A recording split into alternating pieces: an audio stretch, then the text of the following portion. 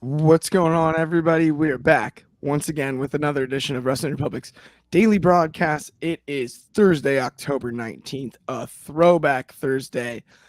The Phillies are on, and I've got my usual Philly crew riding with me. First and foremost, from the city of Philadelphia itself, currently sitting in Philadelphia, decked out in Phillies gear, our head of opinions, Anthony Ricciardi.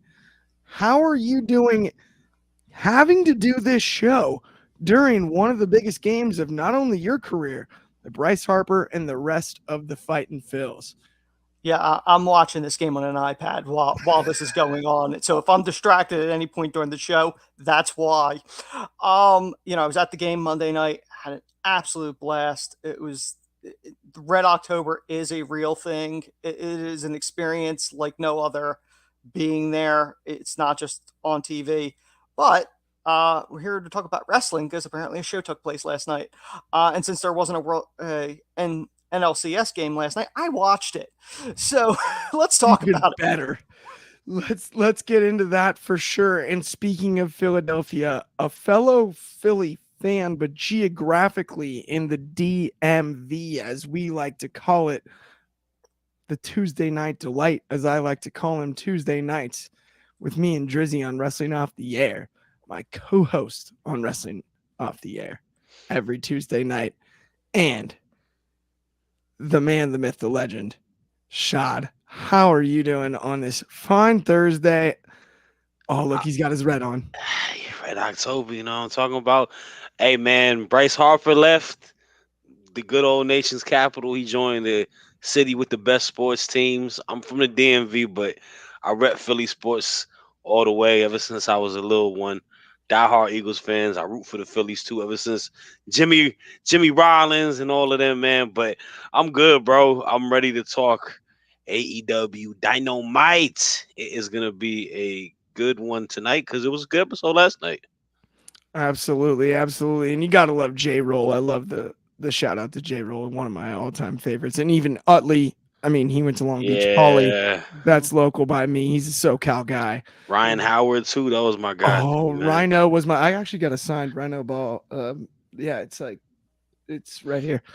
I got it. Yeah. This is signed. That one's Rhino. Sorry to DC Sports Fans Nationals. Y'all came when I was like in middle school. It's too late. They're the Expos in my eyes. Y'all won a World Series. A lot of people are happy about that. I just can't be fake and root for that. So they're the Expos, but I am glad that they beat the Astros. Let's put it that way. And sure. It was a shame to see Houston win last night, but I do believe that the Rangers can get that one done. Shout out Bruce Bochy. And we will stop talking baseball. I promise this is a wrestling show. I just had to get those few in first. Let's talk about Dynamite from last night, which was electric. We had the Dynamite Dozen Battle Royal, which sets up for the match for the Dynamite Diamond Ring. We had a debate the other day about whether there's one ring or multiple rings. I really hope it's multiple rings and that MJF is chasing Brady. I think that's the goal in the way that Brady said that he was chasing Jordan when asked early in his career if he was chasing Montana. He said, no, I'm chasing Jordan. I think it'd be great if MJF talks about with the Dynamite Diamond Ring. Wow, that is a tongue twister. The Dynamite Diamond Ring being his way of chasing Tom Brady's 7 rings. Now, we saw Juice Robinson win this Battle Royal last night. Predictably, I would say. I would say predictably, personally. I think a lot of people would say predictably. Anthony, what did you think about the Battle Royal in and of itself? And now, what do you think about the future of the Dynamite Diamond Ring? The one answer I think I have to your question about multiple rings, I believe there are, because they've given him a ring every year. And I'm pretty sure it has the year on it, but I could be wrong. It was a predictable Battle Royal, which, I love Battle Royals, but not when it's so blatantly telegraphed who's winning it.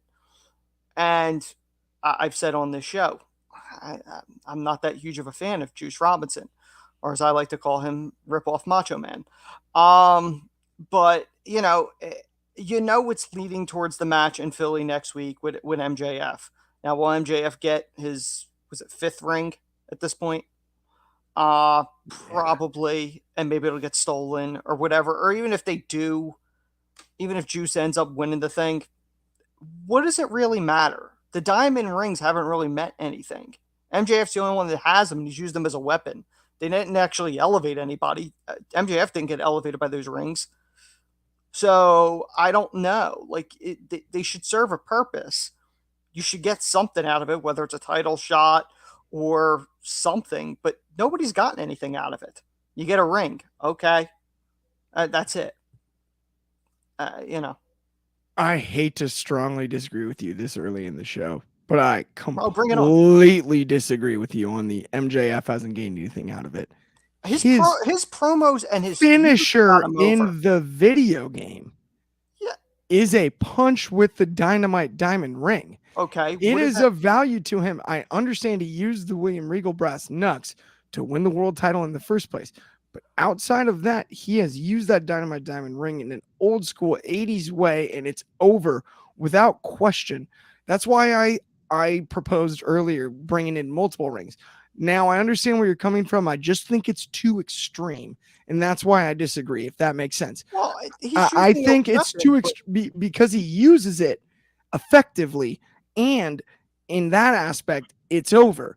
I think the multiple rings thing, or maybe even him having them welded together into sort of a brass knucks type thing where, he's got it's fitted as a weapon. This needs to be MJF's ring in my eyes at the end of the day. Right. And I think it's become a part of his character. And so as much as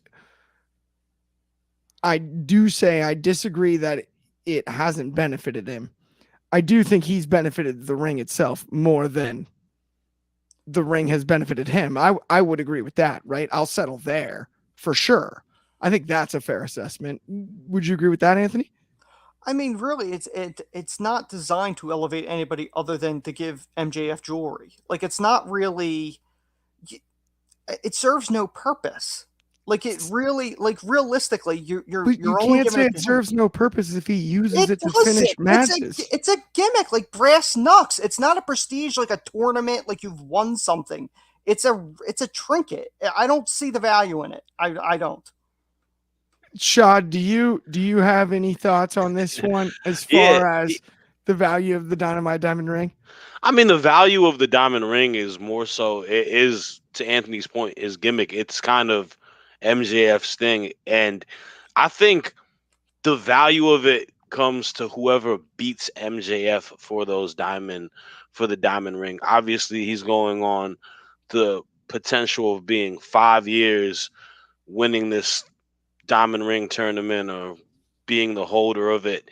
And that's kind of where the value is, that we're waiting for who's going to be the one to take that title, I guess, that ring off of his finger. But in regards to the storyline in the Battle Royal last night, it doesn't hold that much importance to me because it's just a filler to a feud for one of Jay White's cronies to kind of get the first initial match and eventually lead up to how we build with feuds. That's more or less my opinion on it from this time. But I do think it does hold value because it's kind of his shtick. Like, he is the person with the diamond ring. But I think it's going to be more of a telling thing whenever he loses. Obviously, he's not going to lose it this time around because he's the world champion. The world champ taking the L to someone would be horrible. It kind of muddies the champ by doing that. But I don't know. I mean, it just, the Battle Royal was whatever to me. It was probably one of the lower moments of the show last night. I don't dislike Juice Robinson. I think he's an entertaining, funny guy. I know that there is a little bit of a hairy situation that happened last week that I won't discuss, but I guess it kind of will have people's interest for them to have a match off of that end. But to me, it's just another filler match to the lead up to whenever him and Jay White have their title match for the big gold. I am definitely in agreement about the battle royal itself. I don't think that was worth it. The way that Juice was built, had you built multiple potential challengers in the ensuing weeks, it may have been exciting, but the fact that only one was built was very telegraphed. There's a comment here from Daniel Price where he says AEW's been predictable many times, well before last night, despite those that protested to the contrary in the past. And Anthony is correct. Other than being used as for an object, it's done nothing. So the first half, I'm going to agree with the predictability, but I still strongly disagree about the rings. Big rings. It's important. It's every single time MJF has won it, it's mattered, and he's used it to his advantage. It's a part of the MJF character. While it's not the same caliber of a tournament as the Owen Hart Cup, it's still of value. The rings thing. There are stories to be told that add to who MJF is. If he uses brass knucks all the time, other than when William Regal gave him the go-ahead, the one time, that's just kind of stealing a gimmick. But using this ring and having this ring, welding them together, however it may be, is unique to the MJF character, and it helps define him. And every year it provides a good rivalry and a decent storyline. And I think the brilliance of MJF shines like the diamonds on that Dynamite diamond ring. And that's all I have to say about that. But with that, let's move on to our next subject, which is, of course, Hikaru Shida, AEW Women's World Champion. Hikaru Shida, mind you, 3-time. Is she 3-time? Speaking of 3-time, 5-time MJF Dynamite Diamond Ring. Sorry, that was a throwback to the last segment, but 5-time. Anyway, Shida, 3-time AEW Women's World Champion against Emi Sakura. Anthony, what did you think about this match? An absolute New Japan-esque women's match. Yeah, it's a match that they just kind of threw out there, which I thought was a mistake because you showed a promo package explaining their history. You could have built to this match. I would not have just thrown them out there and gone, here's 9 minutes. Do what you got to do. I think that they don't respect the women's division. They really don't. 9 minutes, that's what you give to that. The other thing is my feeling is when you have a match like this, and AEW has not had a problem just throwing people, giving them title shots when you haven't seen them for months and they just pop out of catering. Why wouldn't you make this a title match? You had Shida win anyway. What's the difference? At least it's a title defense and it adds some prestige to the title and to her reign. You have it a non-title and she wins anyway. What was the point? I wasn't overly blown away by this match, but it was what it was. I thought it was clunky in some spots. I didn't overly get into it. And with 9 minutes, how much can you get into it? Yeah, I hear you. I mean, I don't know. 9 minutes is I feel like decently long enough. It's not for a banger, but for a first run of the match and to set up maybe a potential rematch. If it is a one-off, that's disappointing. But it was clean. She won clean. So why would she get a title match now if she got beaten by the champ cleanly? It was clean, but there's future storytelling. I would say, but Shad, go ahead. I was going to say this. So a problem that I had a lot with WWE's booking prior to maybe when Triple H took over, but a lot of what Vince did during the 2020 time was all these championship contender matches where the champion fights his opponent or her opponent, and then they get a title match.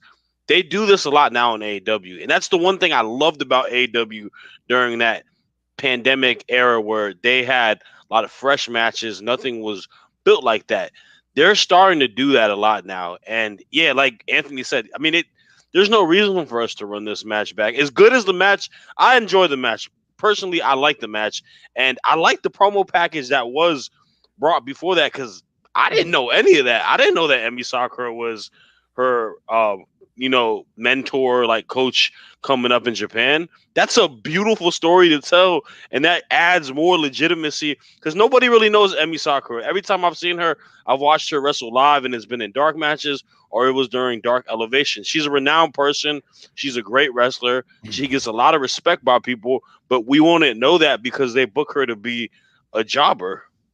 I definitely agree. I think my point would be more something like a run-in from Emmy and a definitive heel turn to tell a story on Shida for a second match that on a bigger stage might work. I wouldn't mind it, given that they, with the 9 minutes, did the best they could, and I thought it was pretty entertaining. And before we head to this next segment, which I'm excited about, I am gonna call timeout. I'm calling timeout, guys. Timeout on the floor. We've got from Anthony Manzano, Tony in general does not give a see about the women's division. He's too inconsistent with the booking when it comes to that division. He didn't do anything with Saraya with her limited reign. Timeout. This is not going to be the Bash AEW show. No. We're not going to do Tony Khan tweets too much. We're not doing that anymore. It's not fun anymore, and it makes the show last night less fun because me and Shad talked about this pre-show, and I think Anthony even agreed to. It was a pretty entertaining show last night. So we're going to change the vibes here, and it's going to be a heck of a lot more positive. And we had a really good match that was up next, which was Kenny Omega against Kyle Fletcher, one that we expected bell to bell to be awesome. And Kenny Omega proved once again he's one of, if not the very best bell to bell in the world. And that is something we can all appreciate. Shad, talk to me about it. All right, before we get positive, I actually agree with his comment that he put, but that's neither here or there. Me too. But nah, this match, oh my goodness, this was the highlight of the night. These two guys had an absolute banger, and it was a clinic. It was a lot of good sequence happening between both of them. And you and I talked on an episode, I think a week ago, where we talked about that Viking rules match between Ivar and Kofi Kingston, and unfortunately Eric is injured. Ivar is working as a single superstar. Same case for Aussie Open and what's going on with Kyle Fletcher. And I'm having the same exact like thought process as that. I'm like, this dude has all the in-ring ability to be a very, very good singles competitor. There's a lot of potential within Kyle Fletcher. He stood in the ring against one of the best wrestlers of all time in Kenny Omega. And I loved everything built up before it. I'm a fan of this whole Don Callis family. I'm sorry if people might not like it. I like Don Callis. I love what they're doing with Powerhouse Will Hobbs. And I like just the story about it where he basically is like, you weren't able to get the job done. Well, if you could get the job done, maybe we'll think about taking you back. But I think it made Kyle Fletcher look like a potential like mid-card babyface young superstar that it can build up. Because, I mean, you want to root for him now because he's getting picked on by one of the best heel factions on the program. On top of the fact that, I mean, he's got the babyface look. He's a young dude, got the sharp looks, pause. He's got the ability to, like, be a likable person. And I think the character development will be built upon it. I don't want it to be like an Action Andretti situation. I feel you got to keep the steam rolling with him and continue to build him up to be a potential stud. Absolutely. I'm with you there. I think Fletcher looked amazing in this match, which I was expected for sure, but Kenny always proves it, man. Every time I feel like there's like a lull where you don't get like a nice long Kenny singles match on AEW TV. You just forget how sublime the dude is. And let's not forget about one of the biggest things that happened with Kenny Omega last night. That backstage segment between him and Max, where he said 13 days, female dog, for that title reign. We're going to eventually get that match, maybe where Kenny and him are going to have to, wrestle so he doesn't get that record of the longest AEW championship reign that Kenny held. No question. It's one of those things that it's really going to be interesting to see where they go with this whole Don Callis thing. It's like Callis is just such a factor, especially when it comes to Kenny Omega. And then obviously Kyle Fletcher is kind of under his tutelage right now in a way, like loosely associated because of the Ospreay stuff. You know what I'm saying? But let's talk about a guy that has just done nothing but made history. One of our heroes, in the words of the great Tony Schiavone, it's Sting. And he gave us the scoop on Hoops about his upcoming retirement. Finally, one of the best to ever lace up a pair of boots. I was a little Stinger growing up. I know, Anthony, you were a little Stinger as well. Talk to me about what this all means. For almost 40 years, the man with the face paint, Sting, has been a part of the wrestling world, and we're coming to the end. We knew it was coming eventually. The man has dominated everywhere he went. Face of the company for WCW. He was the flagship. He was the one that wouldn't jump. Then he spent many years in TNA. He was the face of there. He finally went to WWE. It was a bit underwhelming, but and finally went to AEW. Still able to go to a degree. There is, other than The Undertaker, Sting is probably the second of characters. An argument could be made for him. I still think Taker is the greatest gimmick of all time. The fact we never got the match between Sting and Taker, I know there's always, who's responsible for that? Well, a large part of it is that Sting didn't jump. The other part of it is I don't think Taker wanted it. By the time Sting jumped, I don't think Taker felt that the match would live up to the hype. But they are the two soldiers of that Monday Night War era, the two generals, if you will. But Sting is somebody that left a mark on this business, an indelible character. Even though he did have a brief heel run in TNA, he was the constant babyface. Other than the main event Mafia run, he was pretty much always the constant babyface. Whether he was Surfer Sting, Crow Sting, Wolfpack Sting, Joker Sting. I do think his last match, it might be either tagging with or possibly putting Darby over. Maybe as a friendly, I want my last match with you. I'm assuming that's where it may go.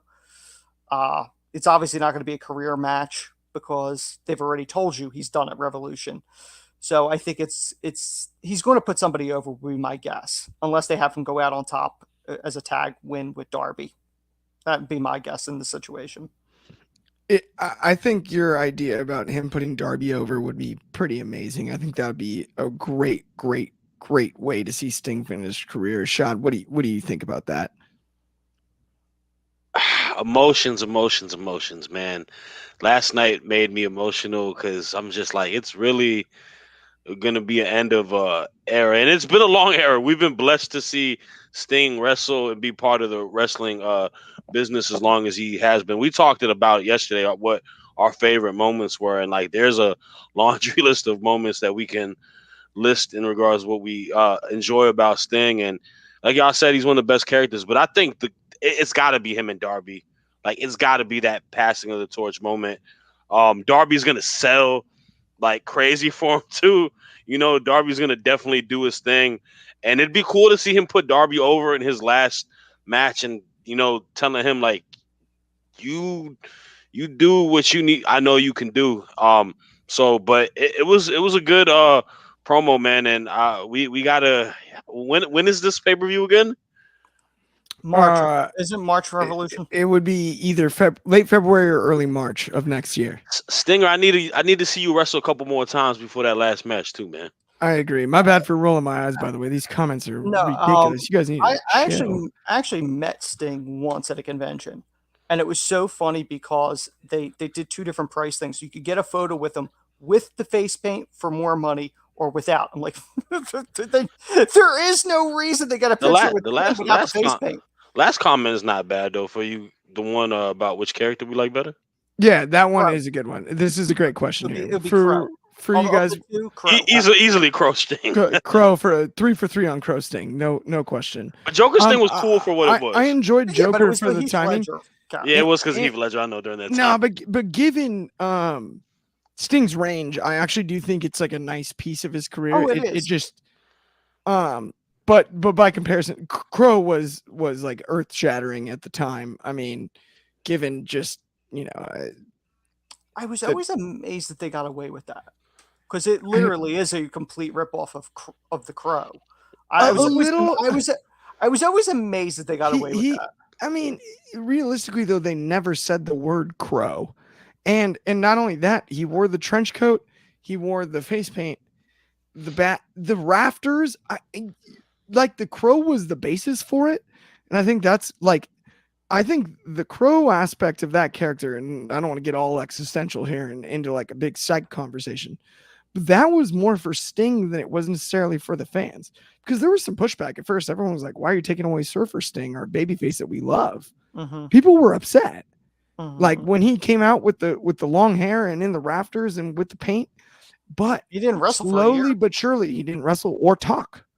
Mm-hmm. And slowly but surely it built to what I believe was one of the best slow burn builds for a babyface that we've ever seen, because by the time he finally showed his true allegiance and used that bat and rappelled down from the rafters, it meant so much to so many people because of what he had built with the Surfer Sting character previous to that. I think that's kind of the key to the operation in that whole thing. The disappointment, though, was the Starrcade match. It was a dud. Like, it was a 1 year build-up, and that match did not deliver because of the goofy finish. And Bischoff has said over the years, Sting was not in shape. Didn't wrestle for a year and was not in shape. So that hurt it, too. That's the only thing that hurt that 1 year build, that match.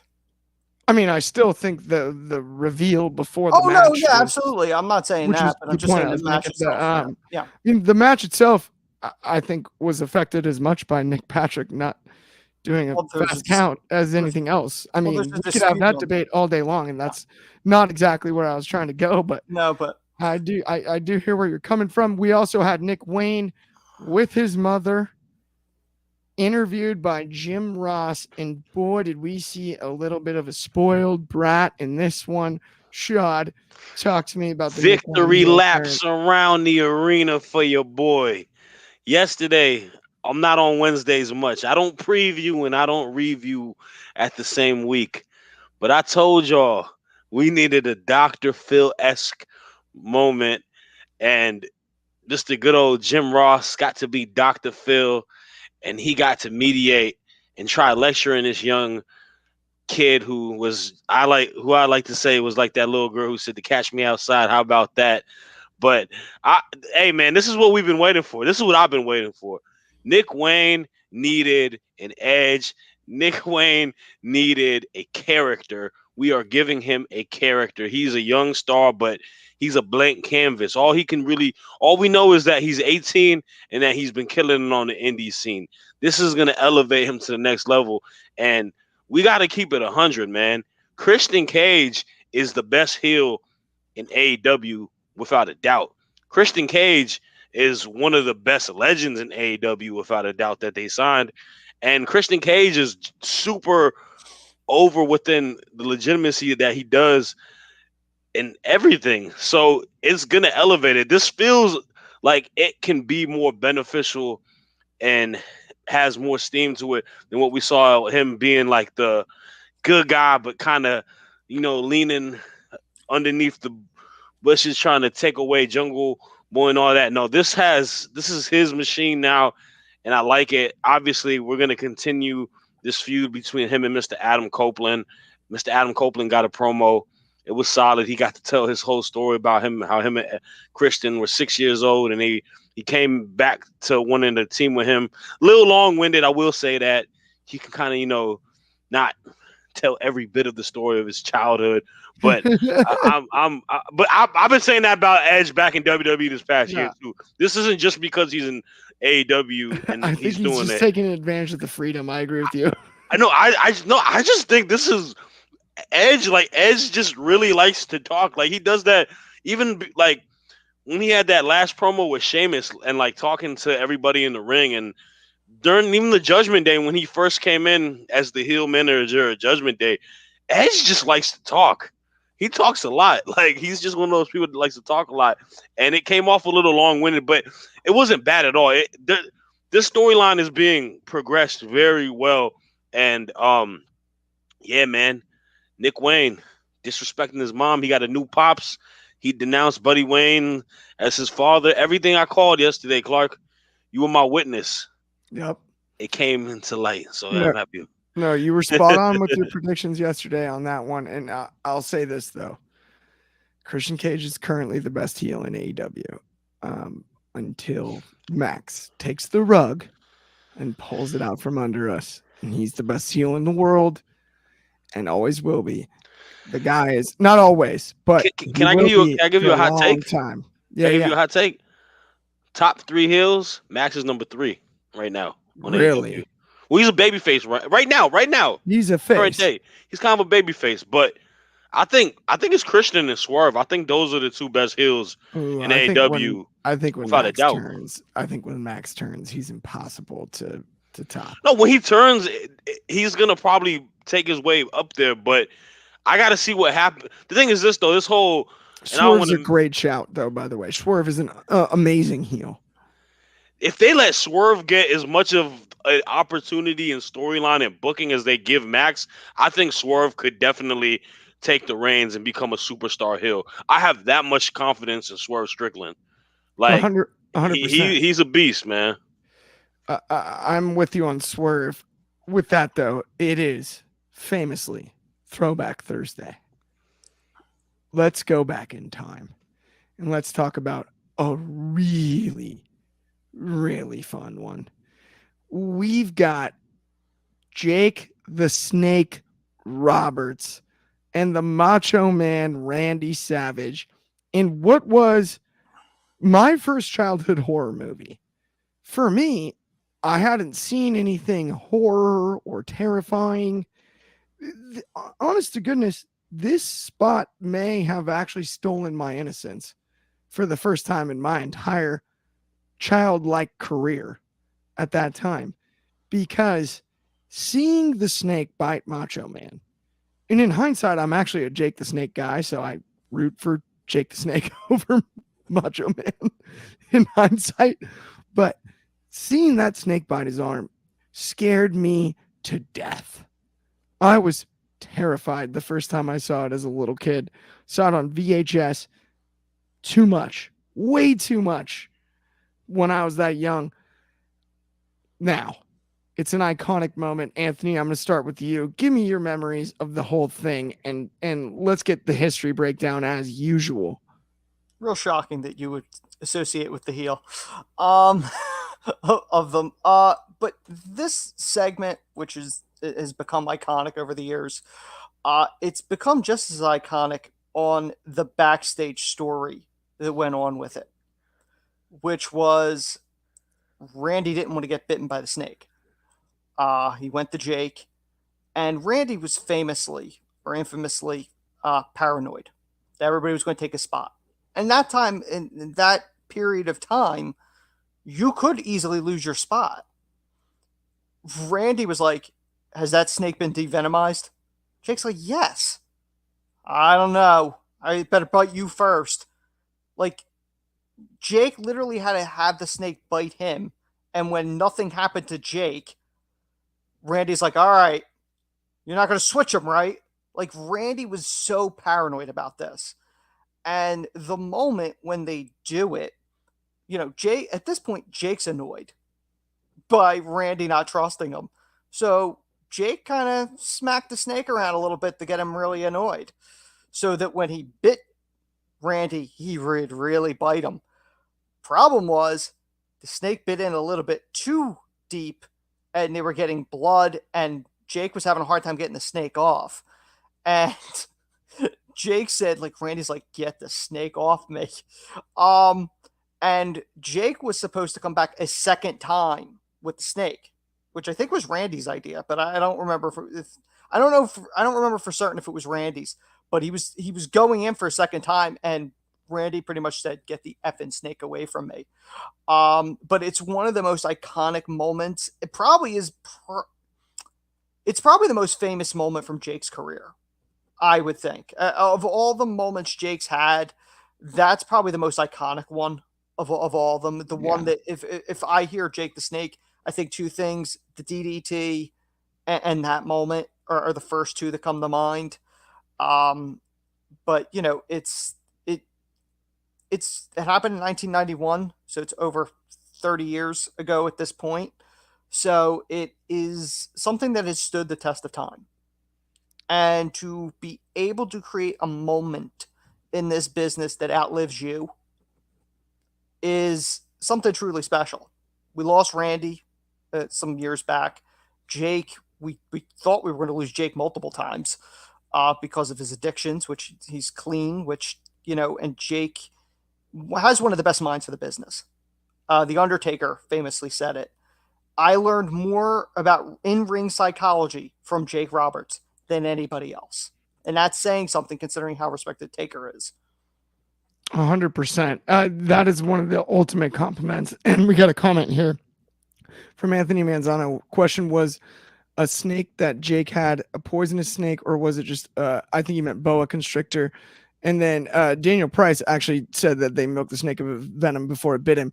So, yes, he used two snakes throughout his career, I believe, primarily. One was a devenomized cobra.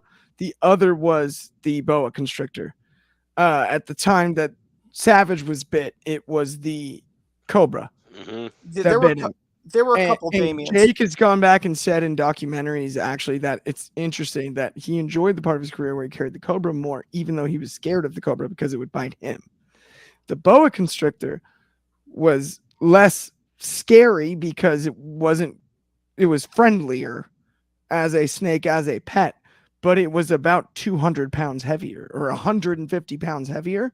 So carrying the bag around with the boa constrictor, he said, was detrimental. He did not like that part of his career. That's just a little tidbit there. There's a famous Jake story that he was staying with DDP when he was married to Kimberly, and Jake put like the snake in the tub or something like that, and apparently the snake got behind like the mirror behind the wall, and Kimberly was freaking out, and DDP's like, you gotta get the snake. It'll stay back there during the night. It'll be fine. And Jake went back to bed. He's like, dude, you gotta get the snake. He goes, I can't get it. It's behind the wall. It'll come out when it's hungry. Like, it's just like he didn't care. Oh, Daniel Price is actually absolutely correct on this one, by the way. It was a python, not a boa.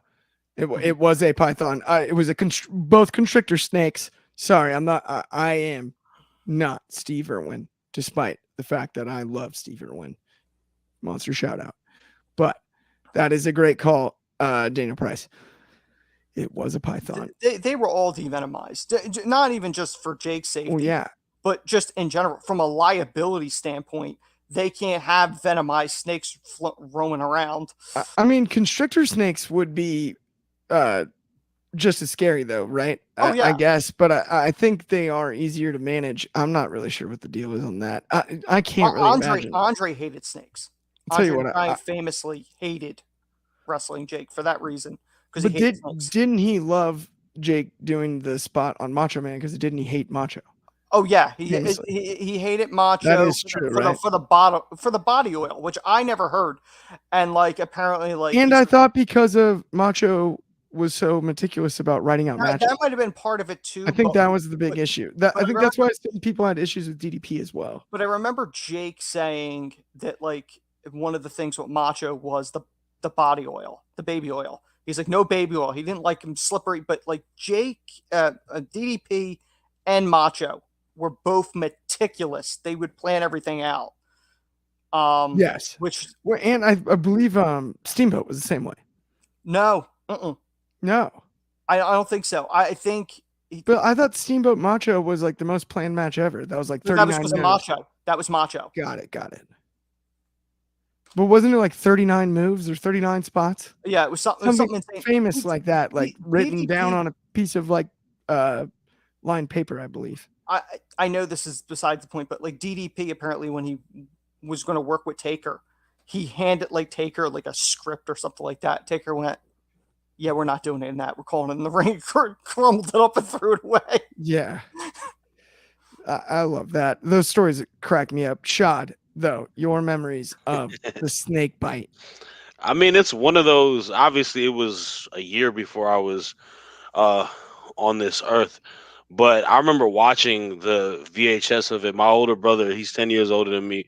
He was a big Jake the Snake fan. I remember we had like a bunch of different action figures of his growing up, and like the allure was definitely, obviously, an incredible wrestler, but like just the snake and that moment, man, like I thought it was cool personally. I like snakes a lot.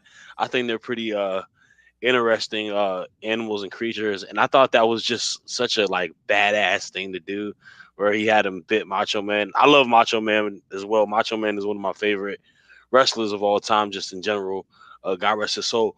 But it was just a crazy moment, man. It's just one of those like super like wild things where I would even love to see it happen in today's day and age in wrestling. Like if they pulled it out like on a episode of like Dynamite, or I don't know, maybe an indie show, somebody may have done it, but I thought it was a very like just wild heel thing to do. Like you're literally getting your like Cobra and you're getting him to bite your opponent. It's genius to me, man. That's one of those things, but one of those memories that is super memorable during that era of pro wrestling, and with Jake the Snake, just him being that character. No doubt, and Jake was so fascinating to me. I feel like it's interesting. At the time, Macho Man is the bigger star, right?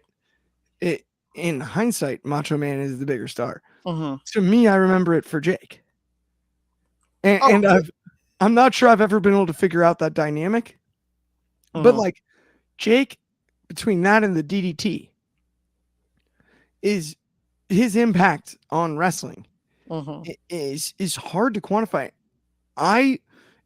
We've only got a couple minutes, so let's be really quick here, guys.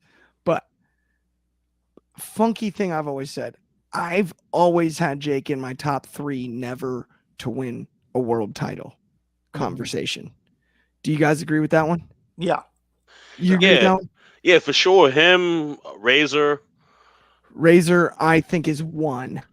Razor. Piper would be on that list. Never was a world champion. Oh, okay. I'd probably go Piper, Razor, Jake. I didn't think about that. Yeah. Those that'll probably be the 3. Is there anybody in the? I mean, the only other person I could think of immediately off the top of the head. Are we including NWA and WCW? Well, no, I'm just saying anybody, but any world title. But like Owen, the question is always, if Owen would have lived, do we think Owen would have eventually been? Owen's definitely in the top 5. That's a great, Owen's shout. One. Mr. Perfect technically was AWA world champ, so he did technically have a world title, but he never had one in WWF or WCW.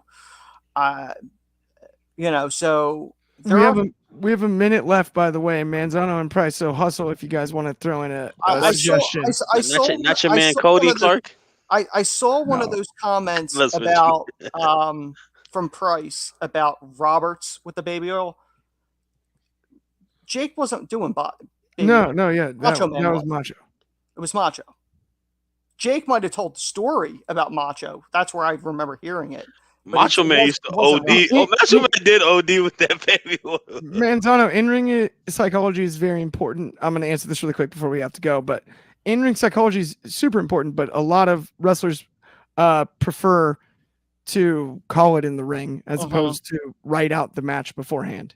Those are two different strategies going in, and the thing is, that's Macho and DDP wasn't just they were planning certain spots; they were move by move. The entire match was right. It was written out, as opposed to just planning. Unique to most matches. Not, I wouldn't say most, but a lot of other classics. For example, I mean, there was nothing about the Rock Hogan Icon versus Icon WrestleMania 18 match that was not called in the ring. That would be the most famous example I would almost give. Well, they had to do an audible on that one. Yeah, that was completely flipped the way that it was wrestled. With that, though, that brings us to the end of the show. Thank you, everyone, once again for tuning in. We really appreciate you. If you haven't liked and subscribed already, please do. If you're ever on Spotify, 5-star review means the world to us. On behalf of Shad and Anthony and me, Clark, please tune in. Wrestling Republic daily broadcast off the air. Take it to the table, all of it. We'll see you guys tomorrow at noon Pacific, 8 in the UK, 3 Eastern, 2 Central. It's 1 in the mountains and 9 a.m. Hawaiian. Talking Have a good SmackDown Thursday night. We'll be talking SmackDown.